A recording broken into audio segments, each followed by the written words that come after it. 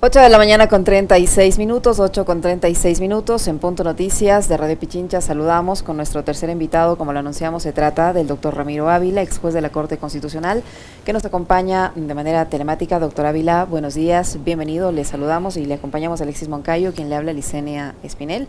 El sistema judicial ecuatoriano nuevamente está siendo observado incluso por organismos internacionales que alertan de que se está presionando, en este caso, la Corte Constitucional y que esto atenta contra la independencia de funciones y que hay una injerencia o que se trata de establecer una injerencia en la Corte Constitucional.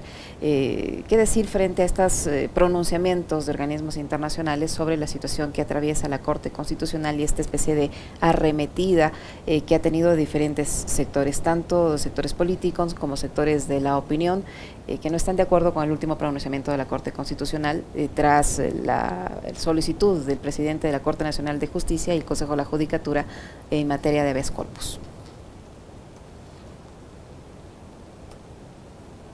Encienda su micrófono, doctor Ávila, no le podemos escuchar. Perdón. Buenos días, Licenia, buenos días, Alexis. Hola, un saludo cordial. Y también un saludo cordial a las personas que nos están escuchando. Para mí siempre es un honor compartir este tiempo. A mí me parece que uno de los valores y de las instituciones más importantes que tiene una democracia es la independencia judicial. Si es que la independencia judicial no está garantizada, no es respetada o es vulnerada, me parece que corren en riesgo básicamente las personas, los ciudadanos, las ciudadanas que tienen derecho a que tengan una función judicial que tenga la capacidad de resolver conforme a las normas y no conforme a las presiones. A mí me parece que estas últimas presiones que ha recibido la Corte Constitucional por parte de la función judicial y también por parte del Ejecutivo, me parece que son inadecuadas y también de alguna manera reflejan que la Corte Constitucional ha estado cumpliendo su rol. Y esto sería el lado importante de este lamentable carta que recibió la Corte Constitucional, este oficio, pidiéndole que regule conforme quisiera el Poder Ejecutivo y Judicial, el habeas corpus. Hola, doctor, ¿cómo le va? Qué gusto saludarle. A ver, esa carta dio lugar, digamos, a otro tipo de reacciones también desde lo político, no tanto desde el ámbito de la justicia, ¿no? Más allá de la carta de Saquicela y Murillo, vimos pronunciamientos de legisladores como Villavicencio que han tratado con adjetivos de descalificar al trabajo y el rol que desempeña la Corte Constitucional. ¿Cómo entender, digamos, más allá de los señalamientos que hacen en esa carta Saquicela y Murillo, los ataques ya desde lo político a la Corte? ¿Cómo se debe interpretar aquello? A ver, yo quizás la premisa importante que plantearía es que me parece que la libertad de expresión es un derecho fundamental y que lo pueden ejercer cualquier persona, incluidos legisladores. Esta es como la premisa. A mí me parece que la Corte Constitucional, por el poder que tiene y por las competencias de control a otros poderes, tiene que estar bajo constante escrutinio. Esto está bien, digamos, en términos generales. A mí el problema y lo que me parece que a mí me chocó, me molestó, me pareció absolutamente infundado, fue los comentarios y las sugerencias de un diputado de Villavicencio en el sentido de sugerir que hay corrupción o que se está haciendo decisiones basadas no en el derecho, y esto a mí me pareció absolutamente infundado. Yo no entiendo esto. O sea, está bien criticar, está bien decir que uno no está de acuerdo, está bien decir qué es lo que tiene que hacer la Corte, pero insinuar, deslegitimar, y además al presidente de la Corte, que es, a mí me parece, porque le conozco muy de cerca y trabajé con él durante 3 años, una persona absolutamente intachable. A mí me parece infame este tipo de comentarios. Si así se hace la política, digamos, el derrotero a donde llegamos es precisamente a tener esto que estamos viviendo, que es un Estado absolutamente desinstitucionalizado. Una cosa es criticar una sentencia porque uno cree que tiene argumentos distintos, y otra cosa es criticar a la Corte y criticar al presidente deslegitimando y sugiriendo que está metido en cuestiones de corrupción. Me parece infame esto a mí Alexis, me parece inadecuado, incorrecto, y me parece que es la típica mala forma de hacer política en este país. Pero ¿qué buscan con eso? O sea, creo que hay que también tratar de encontrarle una respuesta a esa reacción, porque hay que tomar en cuenta que, digamos, los pronunciamientos que tiene Villavicencio siempre llevan o esconden algo detrás. Hay gente que habla a través de él. Entonces, ¿qué estaría buscando él al referirse así o deslegitimar así a la Corte? Yo la verdad creo que no me atrevería a especular. Lo que sí me parece claro es que cuando hay una crítica de ese tipo, es que la institución que está funcionando estorba. A mí me parece que ojalá no sea un plan, digamos, a largo plazo que comienza con estas cosas para luego tener una típica, digamos, tumbada de corte o deslegitimada o hacer que sus fallos no tengan peso.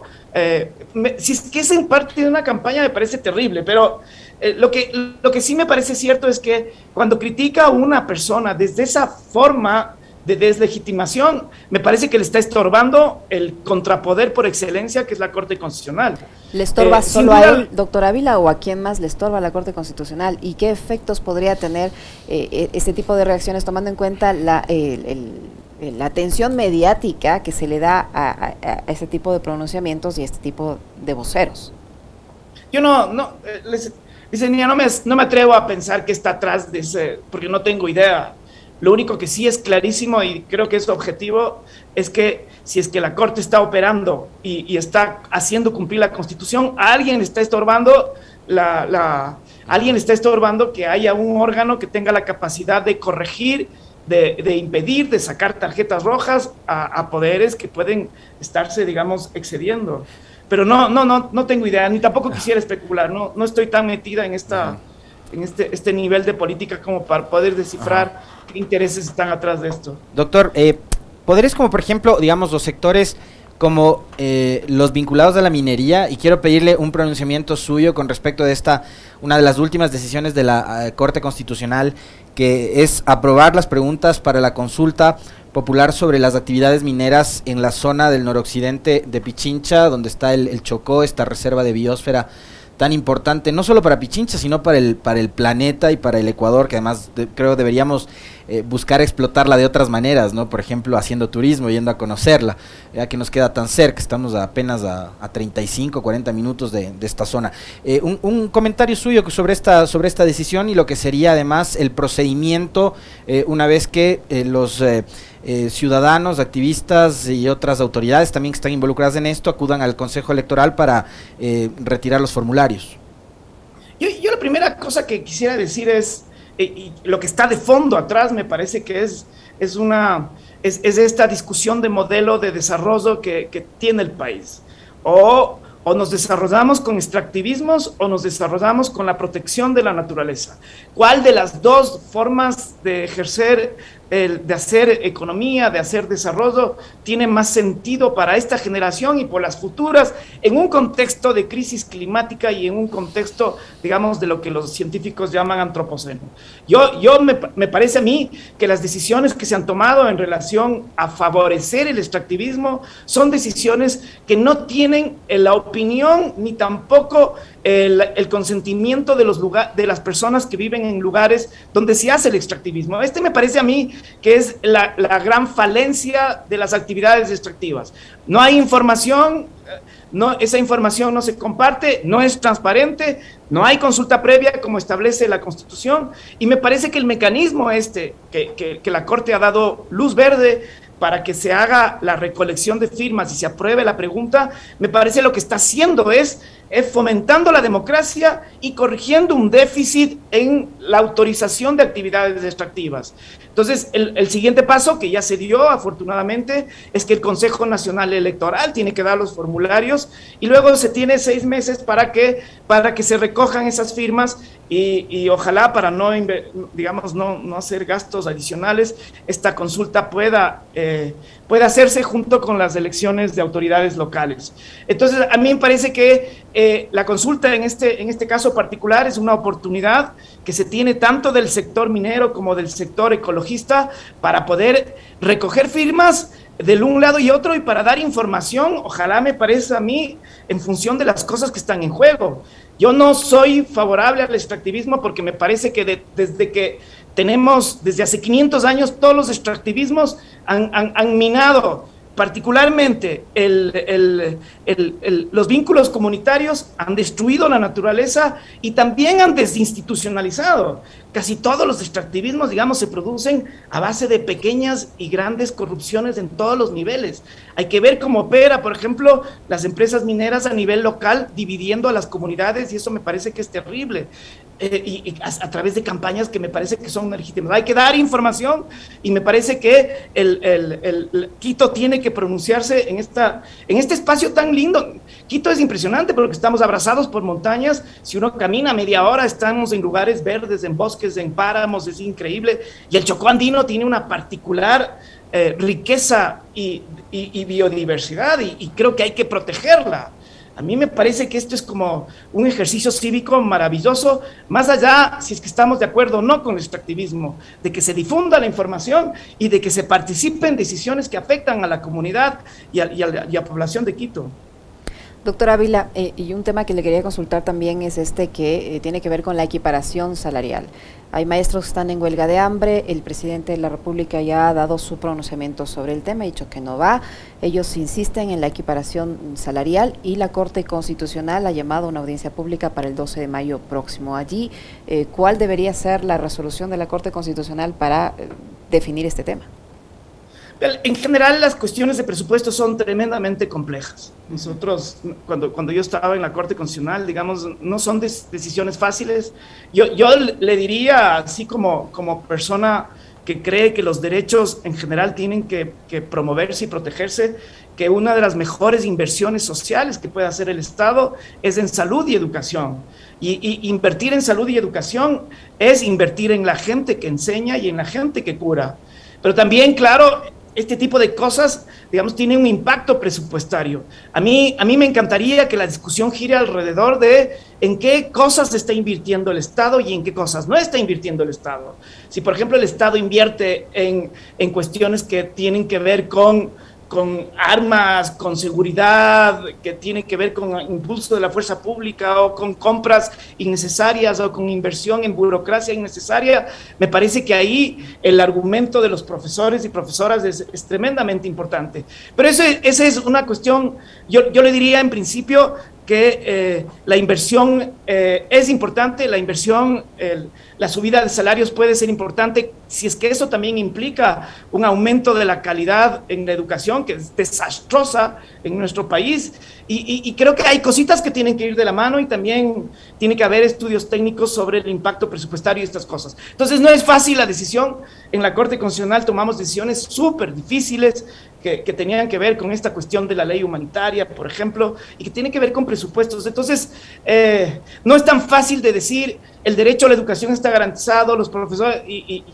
entonces supongo que habrán argumentos ahí de lado y lado que tienen que verse. A mí en general me parece, la subida de sueldos de gente que está promoviendo los trabajos, los derechos sociales, en particular los derechos del buen vivir, me parece que es una petición razonable y me parece que esto es...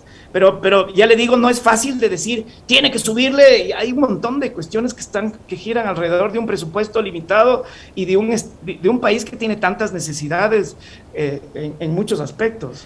Y eso también habla, digamos, de la necesidad de, en instituciones como esta y otras, reforzar la dichosa autonomía, doctor. O sea, incluso como para que no haya injerencia de otras funciones o de otros estamentos o organismos del Estado. Usted, Alexis, se refiere a la Corte Constitucional. Claro. La Corte Constitucional y en general la función judicial tiene que ser independiente y también tiene que ser autónoma, por supuesto. Y una de las formas de ejercer presión sobre instituciones es cuando tienes control sobre el presupuesto. Tú cortas al presupuesto de la función judicial y le quitas de la capacidad de que tenga para ejercer, yo qué sé, la escuela judicial o para no pagar sueldos, digamos, es una injerencia enorme que puede afectar a la independencia.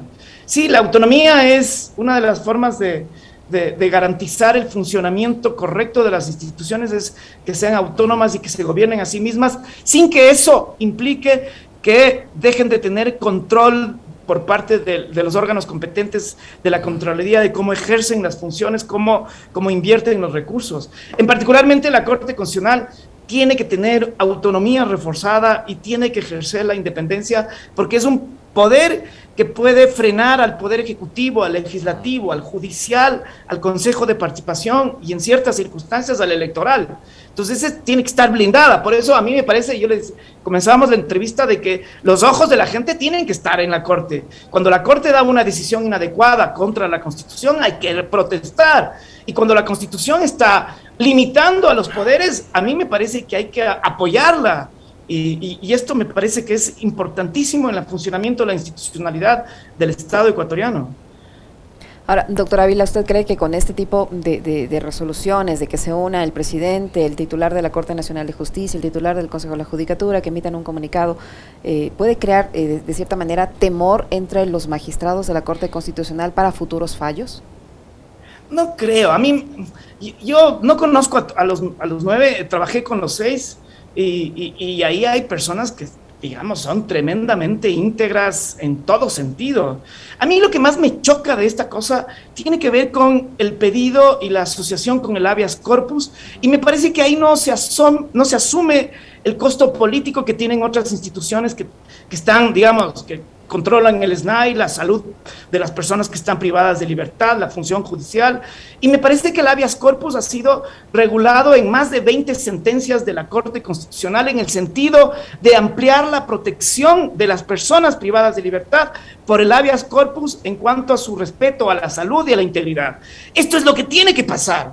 Porque una persona, digamos, sale y que tiene peso político y esa sea la razón para restringir el derecho del resto de personas que podrían estar en igual o peor situación, me parece que es un pedido patético. Entonces, el habeas corpus está regulado. El habeas corpus tiene como función proteger la libertad cuando eres privado de libertad de forma arbitraria y proteger la integridad cuando estás privado de libertad de forma legal, legítima y lo que sea, proteger la integridad. Entonces, eso hay que cuidar y hay que preservar. Si es que se cree que funcionó mal, digamos, hay que corregir en términos de quiénes son estas personas que están dando el habeas corpus y no en términos de restringir la garantía del habeas corpus. Las garantías son como herramientas. La herramienta, el martillo puede servir para clavar o puede servir para romper una cabeza. El problema no es el martillo, el problema es la persona que usa el martillo. Acá es igual, el problema no es la garantía, porque la garantía está hecha para la gente que no tiene nada más que derechos. El problema es las personas que usan de forma inadecuada las garantías. No por un mal uso puedes restringir la herramienta. Sería estúpido decir que por alguien mata y rompe la cabeza con un martillo, se eliminan los martillos de la ciudad o se restringen el tamaño o el peso del martillo. No es coherente lo que hace el presidente y lo que hace las cabezas de la función judicial. Doctor, estos días hemos conversado con otros invitados con respecto de también cómo está la situación en la justicia y demás. Y pasa también por algo que es esencial, y es la designación y la selección de jueces.